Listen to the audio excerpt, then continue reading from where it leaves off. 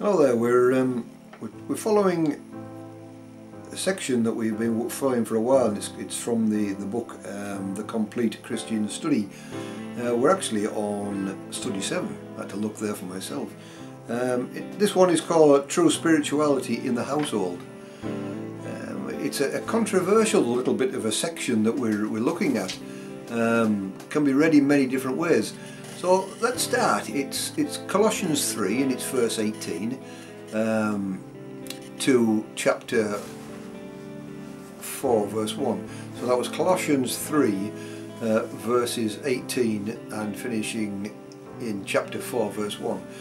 And it's from the Apostle Paul. The word apostle is a Greek word, apostolos, which means a person sent.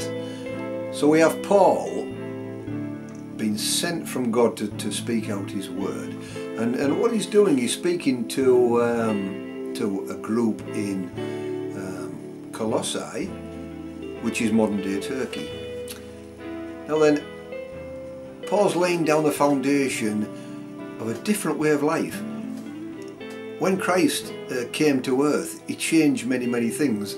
And what he's doing here is passed on a new way of thinking to the Christians, because the old way didn't work.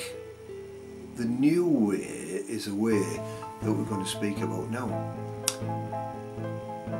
It's probably not obvious this, but it was very controversial and it was very changing.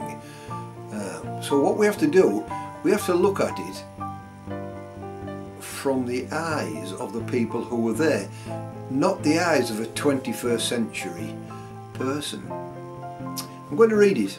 I'll obviously look to the right to pick up the passage itself. This is the controversial bit, so bear with me on this one. Wives, submit yourselves to your husbands as is fitting in the Lord. Husbands, love your wives and do not be harsh with them. Children, obey your parents in everything, for this pleases the Lord.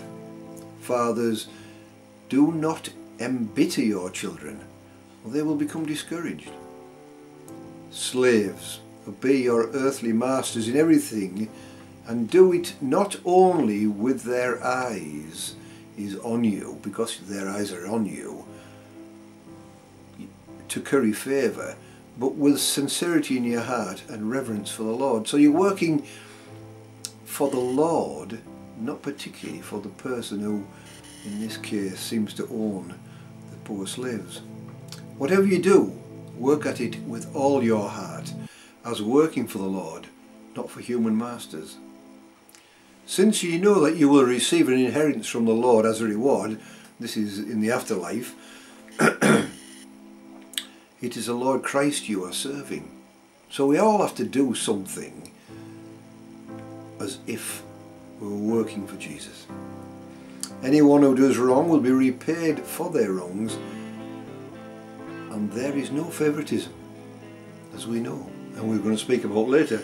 There's no favoritism in being a Christian. Masters, provide your slaves with what is right and fair. They're working for you. Even though you're not paying them for that, you are actually looking after them in many ways. So give them what is right and fair. Don't begrudge them anything, because you know that you also have a master in heaven. To read this passage now, it brings all sorts of things up.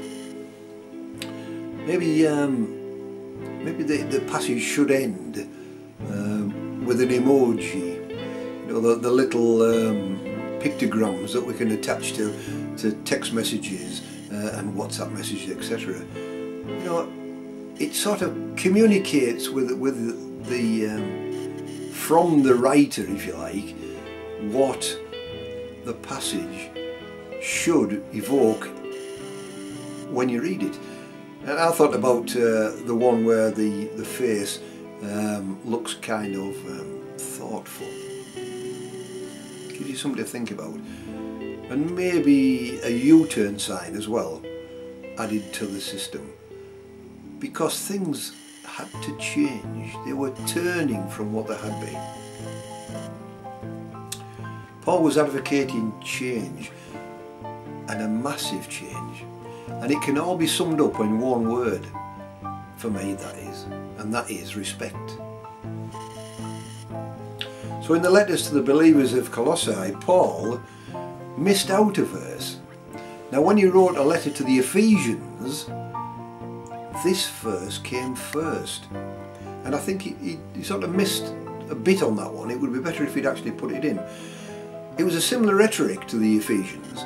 He was creating this uniformity, this equality. And it says this, Ephesians chapter 6 verse 21, submit yourselves to one another because of your reverence for Christ. Submit yourselves to one another because of your reverence for Christ. Paul is trying to generate respect. It's that word, respect, again. As we respect what Christ did for us, we should respect everyone, because everyone in God's eyes is equal. Because Jesus died for us, not just for us, he died for every one of us. You see, through the eyes of God the Father, Jesus the Son, and the Spirit, we are all equal. Never forget that. We don't get high Christians and low Christians and medium Christians. We are all equal in God's eyes. We should never think ourselves better than what God thinks us, because he thinks we are spot on as we are, but we're equal. And that's an important, it was revolutionary in the times of Paul, because there wasn't equality.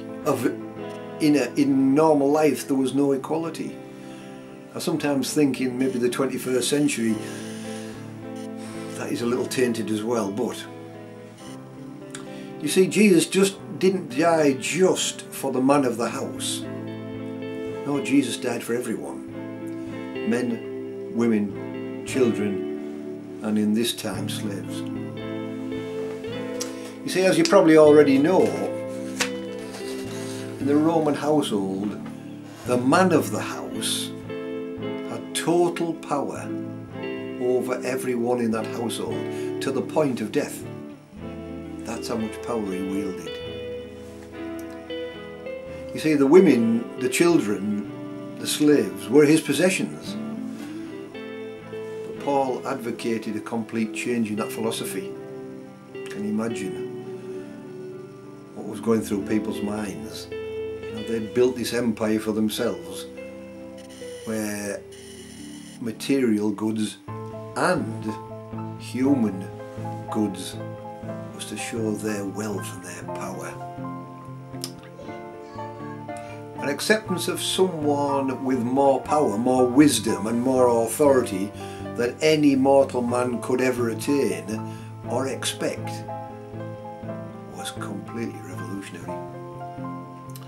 You see, Paul was advocating a household with different values to what had been before.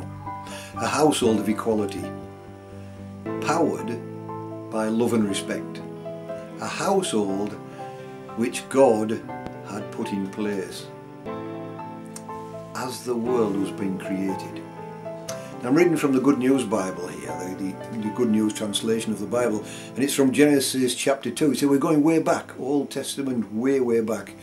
Verse 2, verse 7 and 8, finishing with verse 18, and it says these words, "Then the Lord took some soil from the ground and formed a man out of it. He breathed life-giving breath into his nostrils, and the man began to live. Then the Lord God planted a garden in Eden in the east, and there he put the man he had formed." We've all heard that bit before. Going on in verse 18, "Then the Lord God said, it is not good for the man to live alone. I will make a suitable companion to help him." A suitable companion. God provided Adam with a companion, not a slave, not a person to run errands for him, not a person to fetch and carry for him or cook his meals. God provided Adam with a companion, an equal in every way.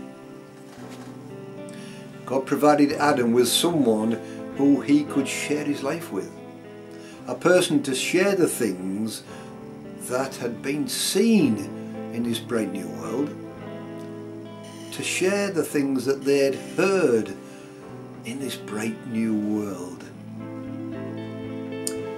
and to share each other's hopes and dreams for their future. Adam and Eve, you see, had a brand new world to explore. Adam and Eve was the first man and woman. You see, when Jesus died for us on that fateful day at Calvary, Jesus levelled the playing field. Jesus created by his very actions a new chance for all the world's inhabitants to come to him and follow his ways. That's what it was all about, the leveller. Unfortunately, being humans, we couldn't follow those paths. And even Paul, the apostle, saw Jesus being rejected among the Jews and some of the Gentiles that were around his time.